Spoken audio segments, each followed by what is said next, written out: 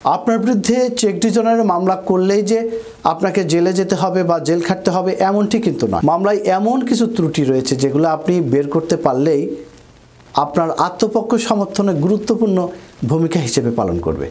সেই ত্রুটিগুলো কি সেই বিষয়ে কথা বলতে আমি PM সিরাজুল ইসলাম সিরাজ প্রামাণিক আইনজীবী, বাংলাদেশ সুপ্রিম কোর্ট আজ আপনাদের মাঝে হাজির হয়েছি। তবে মূল আলোচনা শোনার আগে আমাদের ল টিপস বিডি চ্যানেলটি সাবস্ক্রাইব করুন, বেল বাটনে ক্লিক করুন।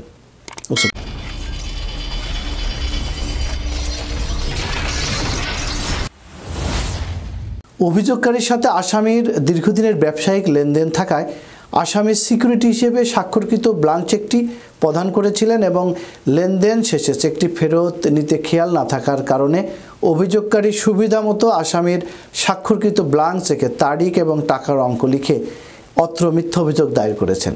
এরকম যুক্তি কিন্তু আসামির ডিফেন্স হিসেবে মারাত্মকভাবে ব্যবহৃত হতে পারে মাননীয় আদালতের সামনে। এনআই অ্যাক্টের 138 ধারার অপরাধের জন্য যেসব কারণ থাকা বাঞ্ছনীয় সেসব কোনো কারণে যদি চেকটি ডিজনার হয় বা ফেরত না হয়ে আসে তাহলে এটাও কিন্তু একটা ডিফেন্স হিসেবে ব্যবহৃত হতে পারে।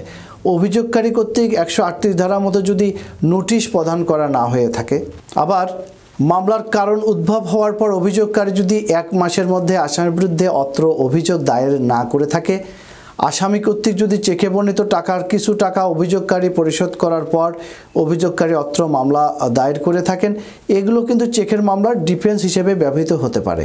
এছাড়া আমাদের এনআই অ্যাক্টের মামলার প্রমাণের ক্ষেত্রে সবচেয়ে বড় হাতিয়ার হলো নোটিশ প্রাপ্তির বিষয়। আসামির উপর নোটিশ জারি 138 ধারার মামলার পূর্ব শর্ত ব্যর্থতায় আসামি খালাস পাবে, এমনটি বলছেন উচ্চ আদালত। কোনো মামলায় যদি আসামি কর্তৃক লিগ্যাল নোটিশ প্রাপ্ত হওয়ার কোনো তারিখ উল্লেখ না থাকে, লিগ্যাল নোটিশ প্রাপ্তির প্রমাণস্বরূপ প্রাপ্তি স্বীকার মাননীয় আদালতে যদি সাবমিট করতে না পারেন, ফেরত খামও যদি আদালতে উপস্থাপন কিংবা নালিশি আর্জিতে উল্লেখ করতে না পারেন, পোস্টমাস্টারের কোনো প্রত্যয়নপত্র যদি সাবমিট করতে না পারেন, তাহলে মামলাটি কিন্তু সন্দেহ সৃষ্টি হয় বলছেন উচ্চ আদালত, যা আমাদের 39 BLD পেজ নাম্বার 222-এ উল্লেখ রয়েছে। সেখানে বলা হচ্ছে যে আসামির উপর নোটিশ জারির বিষয়ে যদি কোনো সন্দেহ সৃষ্টি হয় এবং আদালত যদি লক্ষ্য করেন যে আসামি ইচ্ছাকৃতভাবে নোটিশ অপেক্ষা করেন নাই, তাহলে 138 ধারার পূর্বশর্ত পরিপালনের ব্যর্থতার কারণে আসামি খালাস পাবেন। কারণ 108(1) উপধারার প্রোভাইসো বিতে বলা হয়েছে আসামি কর্তৃক নোটিশ প্রাপ্তির তারিখ থেকে 30 দিন সময় দিতে হবে। যদি আসামি নোটিশ প্রাপ্ত না হন, সেই প্রাপ্তির তারিখ জানার সুযোগ আছে কিনা। এই 30 দিনের সময় না দিয়ে যদি মামলা দায়ের করা হয়, তাহলে বাংলাদেশের সংবিধানের 31 অনুচ্ছেদের মৌলিক অধিকারের পরিপন্থী হবে।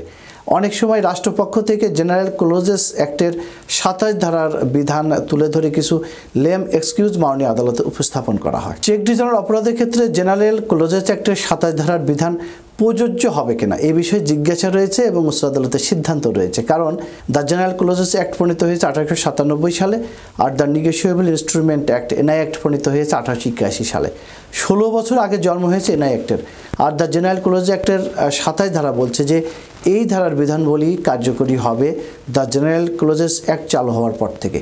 সম্মানিত ভিউয়ার্স, এই বিষয়ে আমাদের 46 DLR এর 255 পাতায় উচ্চ আদালতে একটি দারুণ সিদ্ধান্ত রয়েছে। সম্মানিত ভিউয়ার্স, এই বিষয়ে যদি আইনগতভাবে আপনাদের আরও কিছু জানার প্রয়োজন হয়, বিশেষ করে উচ্চ আদালতের সিদ্ধান্ত, এনআই অ্যাক্টের মামলার যুক্তিতর্ক উপস্থাপনা এবং মামলা ত্রুটিসমূহ বের করে আসামি পক্ষের ডিফেন্স বিষয়ে, তাহলে আমাদের সাথে যোগাযোগ করতে পারেন।